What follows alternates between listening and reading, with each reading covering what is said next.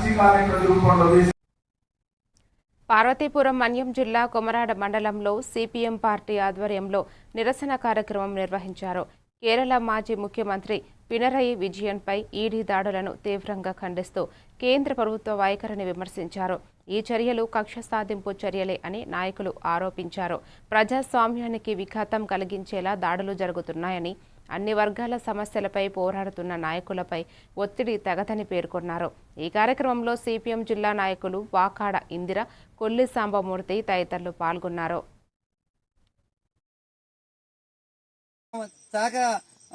ప్రజలతో కలిసి ఈరోజు మాట్లాడడం జరుగుతుంది. ఈ రోజు కేరళలో దేశవ్యాప్తంగా ఒక ఉన్నతమైన కేరళ రాష్ట్రం, అక్కడ విద్య గాని అలాగే వైద్యం గాని పూర్తి అందరికి అందే పరిస్థితి ఉంది.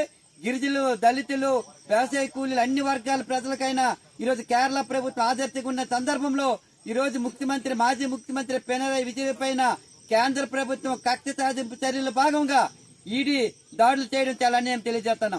ప్రభుత్వం దాడులు నిర్వహిస్తుంది, భయభ్రాంతులకు గురి చేస్తుంది, నిర్బంధాలను ప్రయోగిస్తుంది. ఇది సరైనది కాదు. ఈడీ గాని సిబిఐ గాని ఈ సంస్థలన్నీ స్వతంత్ర సంస్థలు, ఇవి కేంద్ర ప్రభుత్వం జోబు సంస్థలు కాదు. వీటిని ఉపయోగించుకొని ఈరోజు ప్రతిపక్ష పార్టీలపైన, వామపక్ష పార్టీలపైన దాడులు చేయడం సరైనది కాదని చెప్పి మీ ద్వారా కేరళలో మాజీ